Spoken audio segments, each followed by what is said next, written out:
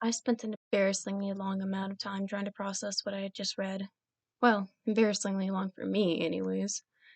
It's not like this was the weirdest thing that's ever happened with Chrissy. Nothing could ever top the zoo incident when we were 10. This was just unexpected, I guess. There's usually some kind of warning that something crazy was about to happen. This had come out of nowhere. There wasn't much of an internal debate whether or not to go, though.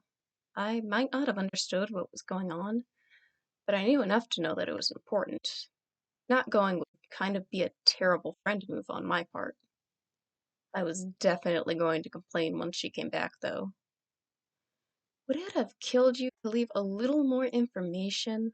I thought as I pulled on my shoes and headed out the door with the book and notes in my messenger bag. Chrissy technically didn't ask me to bring the notes too, but I had a feeling that the guy I was supposed to meet would need some kind of explanation. The walk there was surprisingly peaceful considering the circumstances. I would have drove or used the bus, but the bookshop was only a few blocks away, and it was a pretty nice afternoon. The sun was out, a soft breeze was blowing, and the streets weren't too terribly crowded. It was the calm before the storm. The bookshop also looked deceivingly normal. It was a small store on the corner of the street with a light purple exterior and a small sign hanging above the door that read Eclipse Archives. I stopped to peer into the windows for a second, already regretting my choice to come. Well, I'm already here. Might as well see this through, I thought begrudgingly as I opened the door and stepped inside.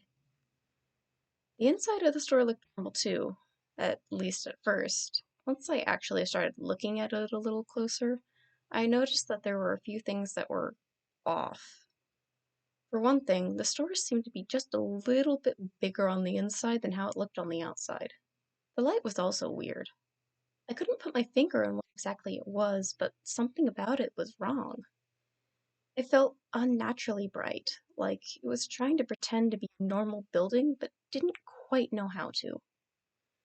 There was an old man wearing an old-fashioned looking suit at the front counter. It looked like he was writing something down on a piece of paper. Well, time to give the weirdest explanation of my life to a complete stranger, I thought, as I steeled myself for the guy's reaction. To be honest, I wasn't sure what to expect from Alistair, but it definitely wasn't for him to look up at me, smile, and say, "Hello there, Allie. I was wondering when you were going to show up."